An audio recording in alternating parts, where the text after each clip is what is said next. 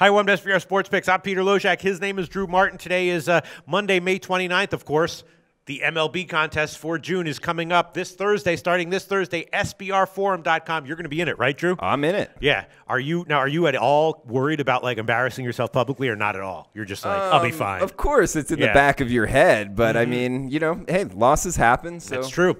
All right. Well, I give my public picks every day in the morning show at 10:30 Eastern Time. Let's throw my current record up, which is still slightly positive. And I will say that my picks today are looking okay. My low-hanging fruit of the day was the White Sox team total over 3.5. They've got looking good. Yes, but as we've seen in baseball all the time, you know, you can have a total that's looking great in the second inning and then loses and all that. I also had the over in the Minnesota game, and that one looks like it's going to cash. I did also have Houston -1, which that one looks like a loser. But okay, you know, things are looking okay. So my record so far is all right.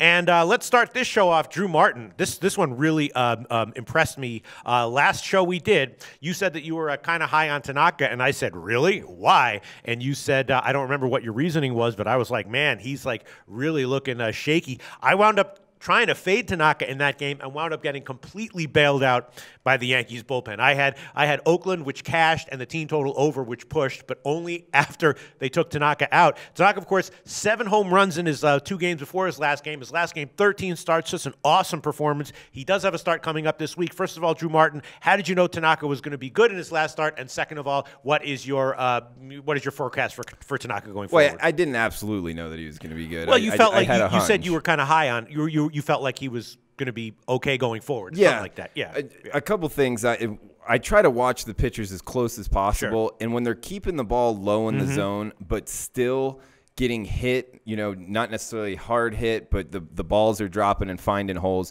Those are guys I tend to make a note to look to bet on in the future. And Tanaka, he passed that test for me. I know that he does have the ligament issue in his elbow, so that's something that I'm watching very carefully with him. He's one that I really try to watch his starts. If there is a loss in velocity or if he cannot find his command, that is something that I would look to fade him. But as of right now, I don't think that he's in that category, at least in his next start. Right. Well, his next start is going to be on Wednesday against Baltimore. Of course, Baltimore can have a big lineup, can hit home runs.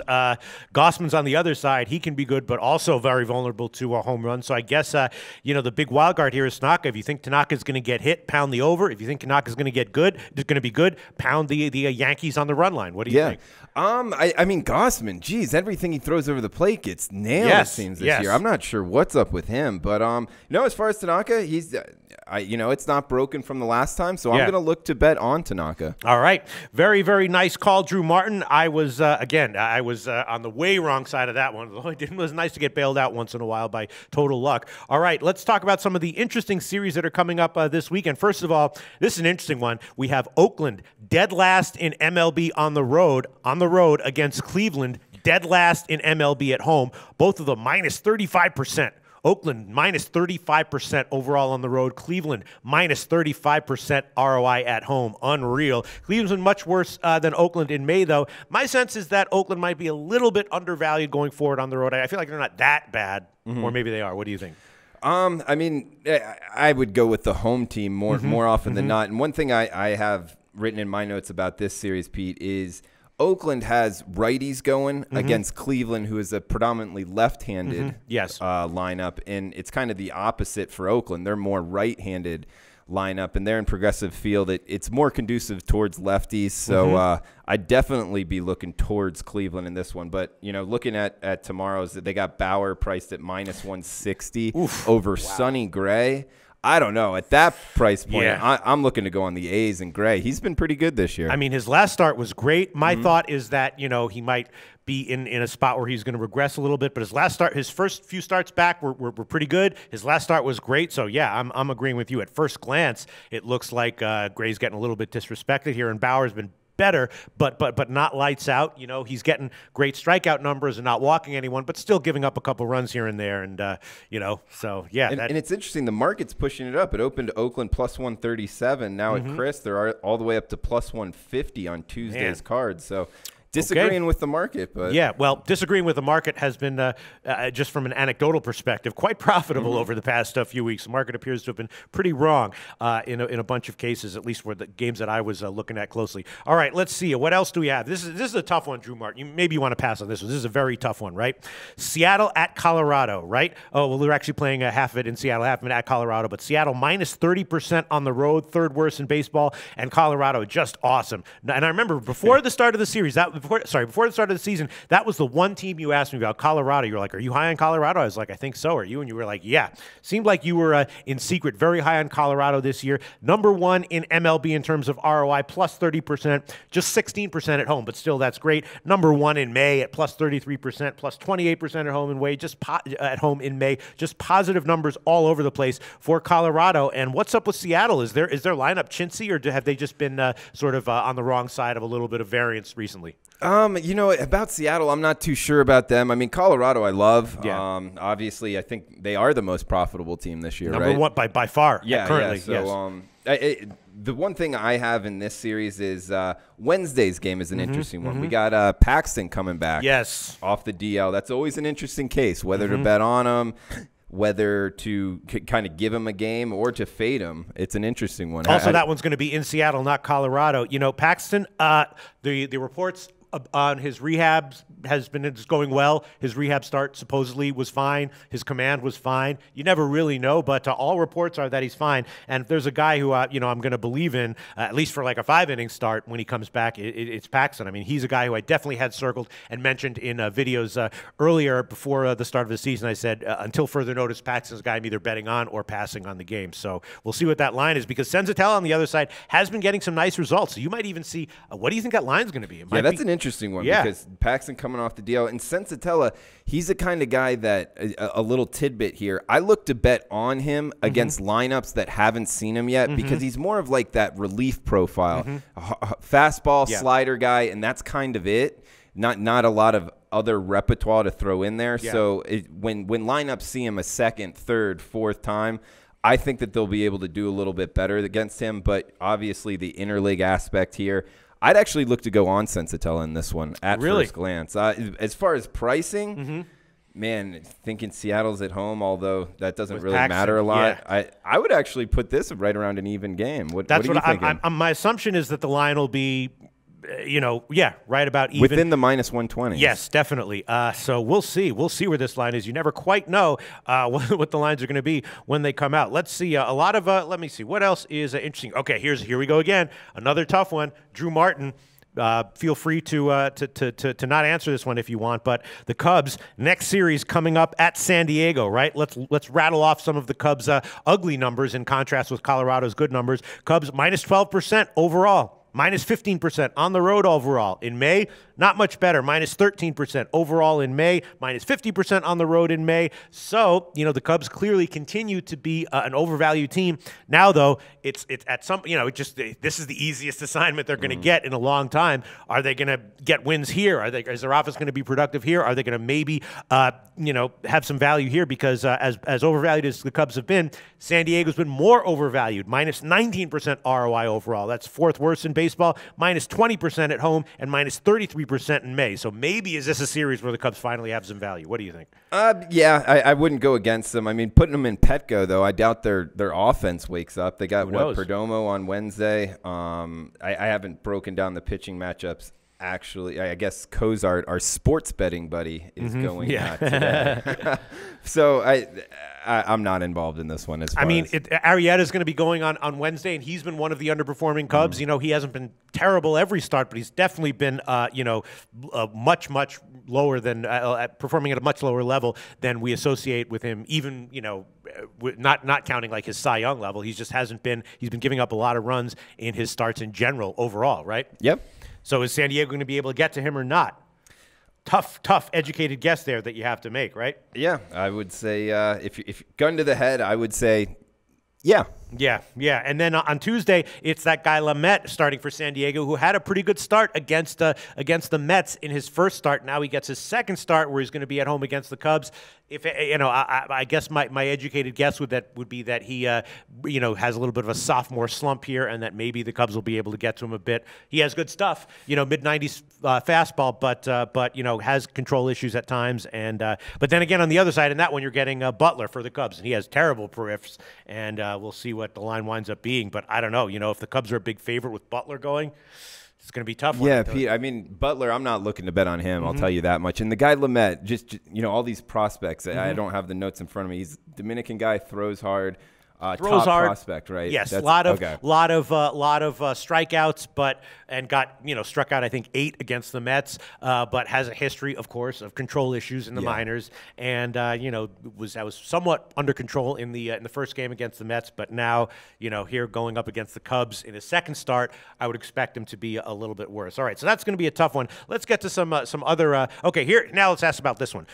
Toronto, right? Definitely improving recently, right? Still overall their year-long numbers are not looking that good because of how poorly they started. Although in May, plus 17%. ROI, right? Donaldson's back. Tulowitzki's back. The bullpen's playing better. Even J.A. Happ is supposed to be back. I don't know if that's a good thing or a bad thing, but Toronto have been winning at home, plus 20% at home. Cincinnati has not been doing well in May. You expect Toronto to maybe be profitable going forward overall. What do you think? Yeah, I do. But I mean, the market's already onto it. At Bookmaker right now, the series price is minus 230. For Toronto. For Toronto. Holy shit. You can't get that. They're all over this with Donaldson back in the lineup. Yeah. So I'm laying off of this one. I'm going to watch them for at least a series here. That's odd because J.A. Happ is returning, and on the other side is this guy Wojciechowski for Cincinnati, who a prospect who did great in AAA. That doesn't mean he's going to be great here, but certainly it's promising. Wow, minus 230 for Toronto over. Okay. They do got Stroman in there. As far as Cincinnati's pitchers. This guy Wojciechowski, I don't know much about him. I mean, good minor league numbers. That's about all I can tell you. How's his mental state going to be when he comes up and makes this start against Toronto? But then on Wednesday, you got Adelman, who's off of a great start, but then Bolsinger on the other side for Toronto. Yeah. So I mean, Bolsinger. Terrible. But you got Bonilla tonight. That guy's been terrible. Yes. Versus Stroman. So you'd like to think. The Blue Jays would get off 1-0. That's probably setting the tone for that series price. Yeah. All right. Let's see. What else do we have here? Houston, Minnesota. What else has caught your eye that you think might be interesting, Drew Martin? Okay, so I wrote 2 down. We touched on one, Colorado, Seattle, Sensatella versus Paxton. The other one, it's an interesting pricing issue for me, and the market is already onto this one too, which kind of pisses me off. I bet it anyway. We got tomorrow, Astros, Twins. We got Fires versus Berrios.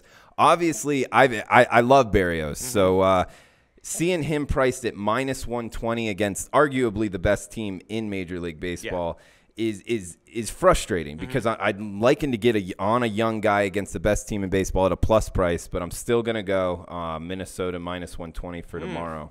Okay, with Berrios, yeah, I can certainly see that. The sort of numbers that jump out at me here is that Houston has been awesome on the road, right? Plus 37% ROI on the road. And as we know, Minnesota, now this might be just fluky, but minus 15% ROI at home. They're one of the top teams in baseball on the road, but at home, they have not been good. Even in May, plus 23% overall in May, but still minus 9% at home. So there's something up with this team. I guess if you're a believer in psychological issues, maybe they do have some kind of psychological block when they're at home. That's looking, sort of into things from a non-quantitative perspective or non-verifiable perspective. But what do you think about that? Yeah, I mean, I try to factor that stuff in, like you said, as much as possible. But what can trump that is a hot pitcher that can sit him down. So and Berrios also coming off of a start where he did give up 3 home runs, so maybe that's what's serving to keep his number for this start maybe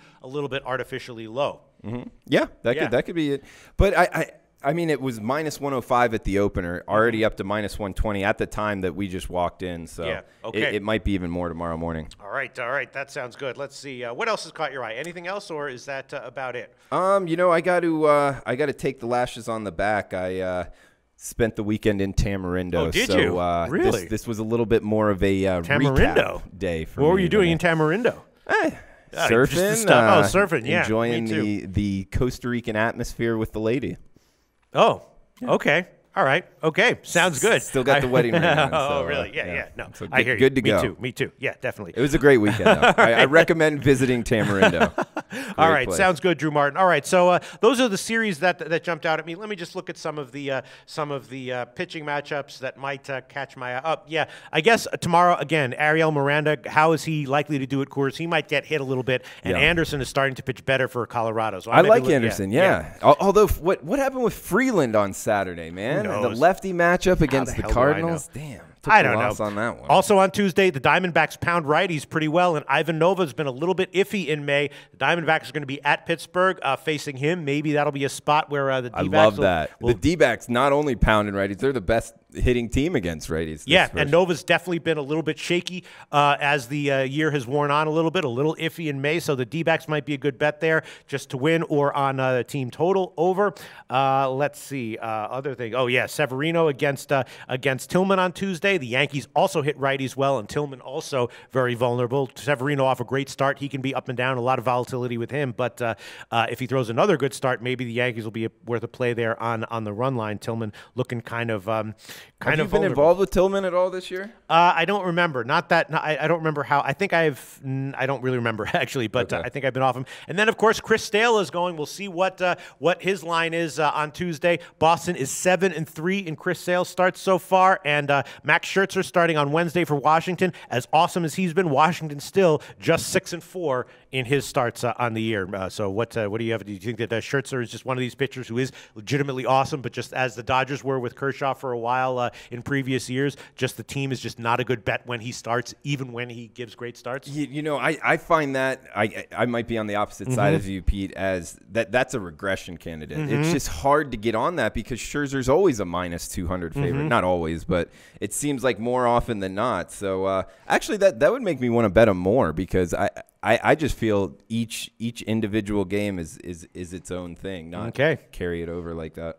All right. Well, I think that just about wraps it up. The main thing I'm going to be looking for is how Masahiro Tanaka does on Wednesday against Baltimore on the road. We shall see. And you're thinking that more likely than not he has a decent start. Yeah. Okay, sounds good. Drew Martin and I, of course, will be putting our professional reputations on the line once more in the MLB contest at sbrforum.com. That starts June 1st. Get in, and it's a very simple contest, and there's SBR bet points that are one of the prizes. You can exchange those for real-world merchandise at the SBR store, and they're also giving away various SBR swag to the winners. You find it at the SBR tab there at the top of the page, too. And it's, the MLB June 1st. June contest starts June 1st, and my picks, of course, officially go every day in the morning show at 10:30 Eastern Time. Watch that. We do it live, and then, of course, if you miss it, you can watch the taped version at our video channel at YouTube. Good show, Drew Martin. Talk to you again on Thursday. All right. Thanks for tuning in.